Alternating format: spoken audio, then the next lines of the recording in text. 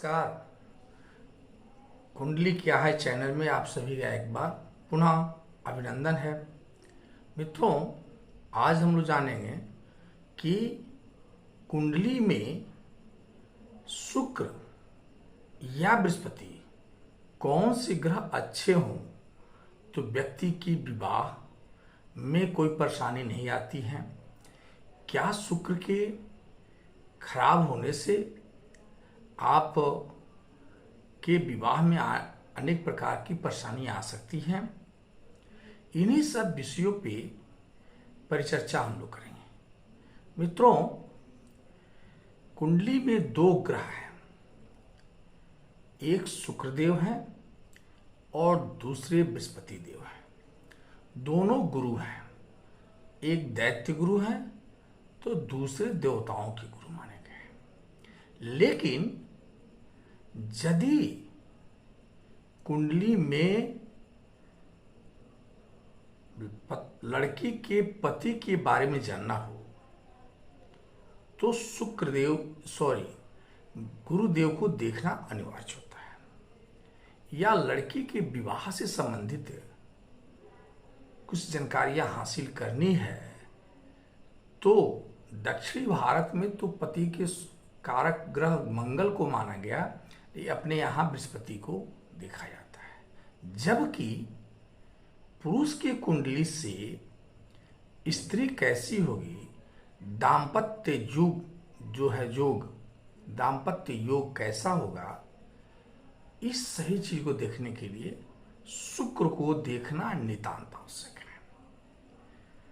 अब एक बात और है कि शादी से सुख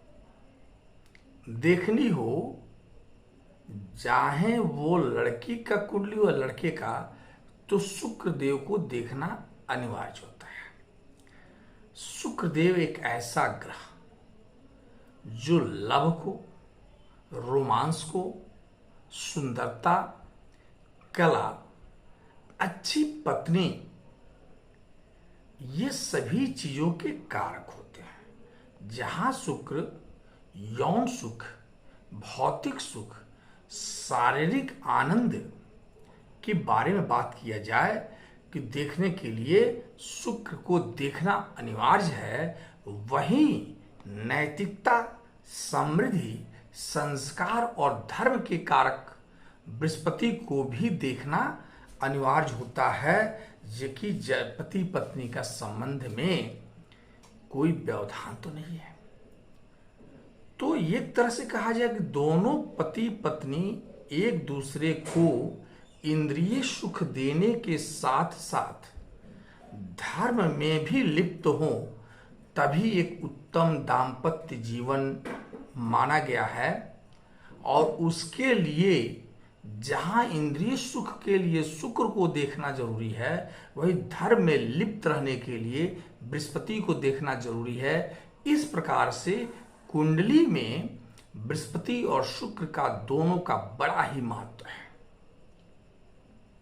शुक्र जहां दूसरे घर में, कुंडली के दूसरे घर, सेकेंड हाउस कौन सा है? सेकेंड हाउस से जहां कुटुंब का हाउस माना गया, वाणी का हाउस माना गया है, प्रारंभिक शिक्षा को भी देखा जाता है, वहीं सातवें हाउस के भी जो है, सेवन हाउस, काल पुरुष की कुंडली में 2 और 7 शुक्र को मिली हुई है। वहीं देखिए बृहस्पति के लिए 9 और 12 9th हाउस धर्म के कारक, और 12 यानी सैया सुख के कारक अगर कोई है तो वो डिपार्टमेंट बृहस्पति को मिली हुई है। तो कहा जाए कि सप्तम भाव, शुक्र और बृहस्पति के साथ साथ दाम्पत्य सुख के लिए सप्तम भाव को भी देखना अनिवार्य माना गया है। अब एक चीज और है कि चूंकि सप्तम भाव में अगर शुक्र अकेले हों या बृहस्पति अकेले हों तो दाम्पत्य सुख में कमी आती हुई दिखती है।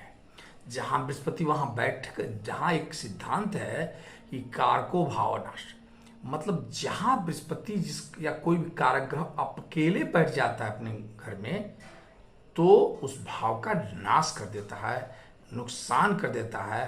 तो सप्तम भाव के कारक शुक्र अगर अकेले बैठ जाएं तो सप्तम भाव में तो परेशानी कर देते हैं। उसी तरह से बृहस्पति भी अगर अकेले बैठ जाएं सप्तम भाव में तो परेशानी कर देते हैं। जबकि दोनों की दृष्टि अगर सप्तम भाव में हो तो अच्छा माना गया है, बेटर दाम्पत्य जीवन व्यतीत करने वाले ऐसे लोग होते हैं। मित्रों, अब यदि हम लोग देखें तो शुक्रदेव को मैंने कहा कि भौतिक सुख के कारक हैं। शुक्रदेव अगर कुंडली में शुभत्व को प्राप्त किए हुए हैं तो समझिए कि जो है दाम्पत्य जीवन व्यतीत जो हो रहा है वह बेहतरीन होगा। थोड़ी सी सिद्धांत को देखिए, शुक्र के कारकत्व क्या क्या है। तो शुक्र के जहां लव को देखा जाता है, प्यार को के कारक माने गए हैं, अफेक्शन के कारक माने गए हैं शुक्रदेव, वहीं ये भी है कि ये जो भोग विलासता के भी कारक हैं। तो ऐसे जाने कि दाम्पत्य सुख के कारकत्व जो अगर कुंडली स्त्री की है तो उसमें बृहस्पति के महत्व को ज्यादा ध्यान दिया जाता है। पुरुष की है तो शुक्रदेव को देखा जाता है। अगर शुक्रदेव कुंडली में पुरुष के कुंडली में कहीं से भी दूषित हैं, पाप कर्तरी भाव से फंसे हुए हैं, पाप कर्तरी के बारे में मैंने एक अलग से वीडियो डाला था, उसको आप जान सकते हैं कि जब दो पाप ग्रहों के बीच में कोई ग्रह आ जाए तो पाप कर्तरी में आ जाता है। तो पाप कर्तरी में फंसे हुए हैं, शत्रु क्षेत्रीय हैं, नीच भाव से बैठे हुए हैं, अस्त से हैं, तो समझें कि ऐसे व्यक्ति के जीवन में दाम्पत्य सुख की कमी होती है।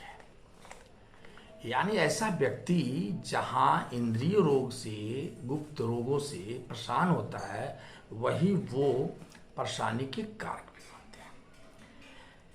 एक तरह से ये देखें कि अगर शुक्र स्त्री के कुंडली में अच्छे हैं, स्वगृह हैं, उच्च के होकर बैठे हैं, शुभ ग्रहों से दृष्ट हैं, तो समझे कि उसका पति बड़ा ही खूबसूरत होगा, पत्नी की प्यार करने वाला होगा, संपूर्ण आनंद को प्राप्त करने वाले ऐसी स्त्रियां होती हैं।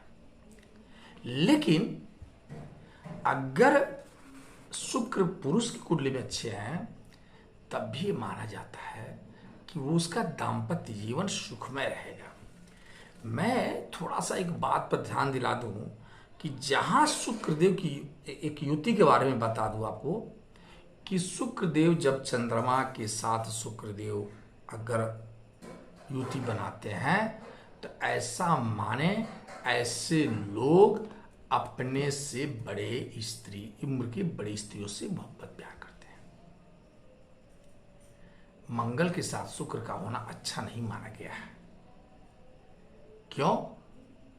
ये एक अलग योग है जिसके बारे में मैंने अलग से वीडियो डाला है।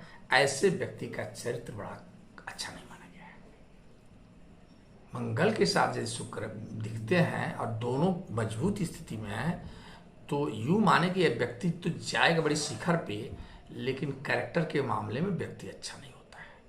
ठीक वैसे ही अगर शुक्र राहु और केतु राहु के साथ हों तब भी ये माना जाता है कि शुक्र अच्छे नहीं होते हैं। कहने का मतलब ये कि पाप ग्रहों के साथ यदि शुक्र हैं तो बहुत अच्छा फल नहीं देते हैं दाम्पत्य सुख के बारे में। मित्रों, कम भाव जो है से चौथा घर दसम भाव होता है, ठीक है, और चौथे से चौथा सप्तम भाव। यानी सुख, दाम्पत्य से संबंधित सुख को पाना, जान समझना है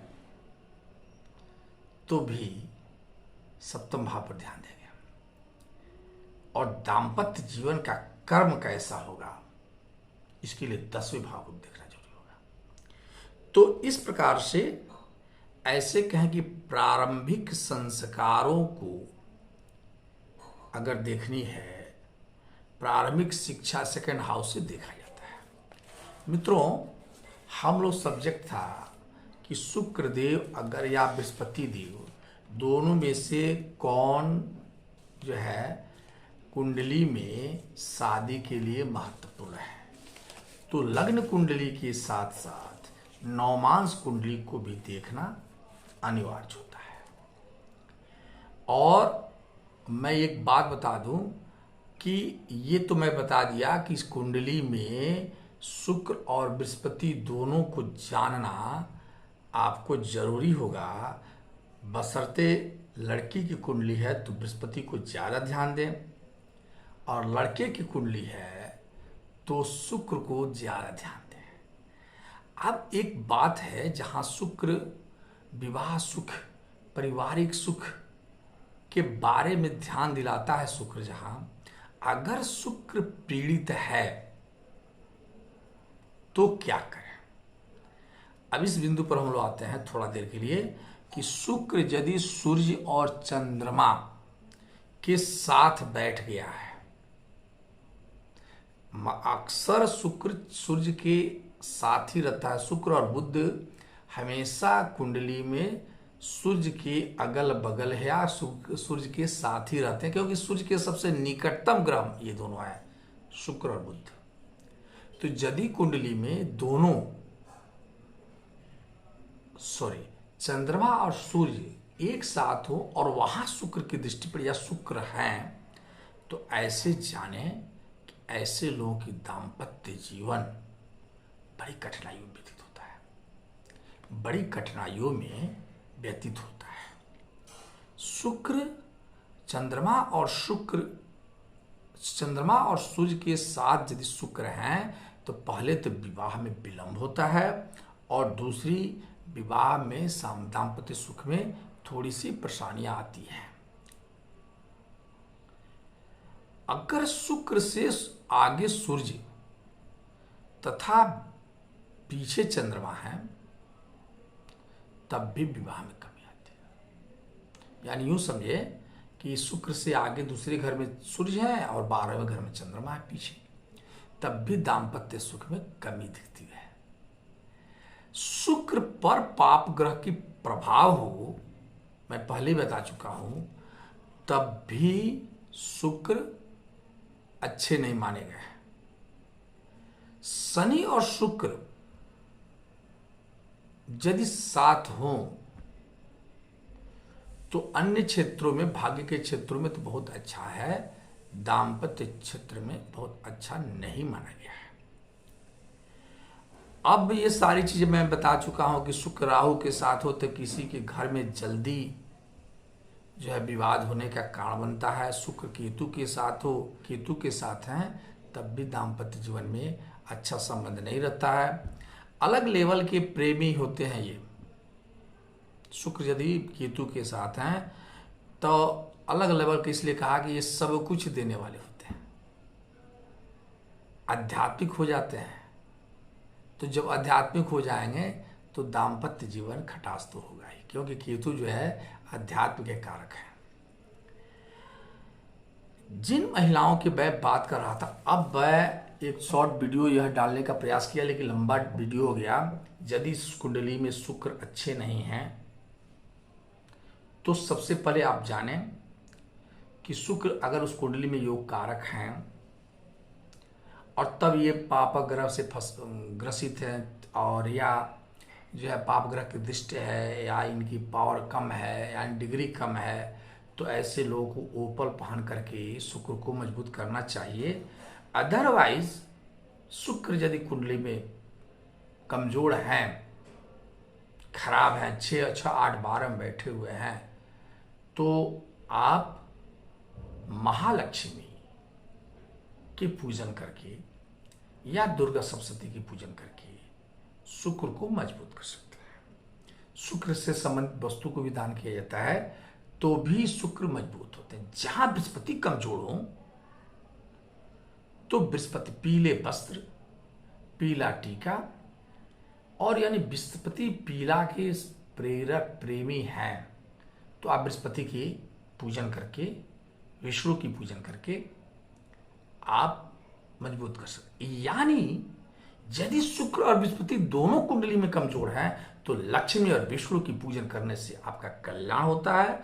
मां पार्वती और शिव का पूजन, मां गौरी जी को कहा गया है, गौरी पूजन से भी आपका लाभ मिलता है।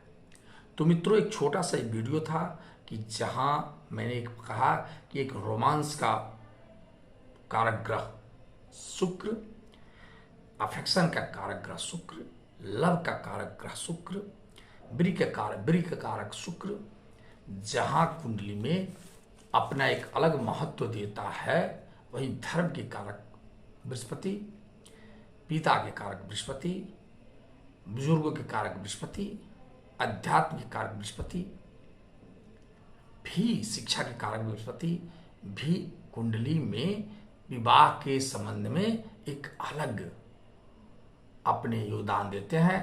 इसलिए मैंने एक छोटा सा वीडियो इसलिए बनाया जो बड़ा हो गया कि बहुत सारे लोगों का एक प्रश्न आ रहा था कि कुंडली में हम किसे मजबूत करें, यदि शादी में विलंब हो रहा है या विवाद हो रहा है, दाम्पत्य जीवन में सुख में परेशानी हो रही है तो क्या करें। तो इस वीडियो को आप देख करके अगर संपूर्ण ज्ञान हुआ हो, अगर कुछ कमी है तो आप कमेंट बॉक्स में जाकर के आप पूछ सकते हैं।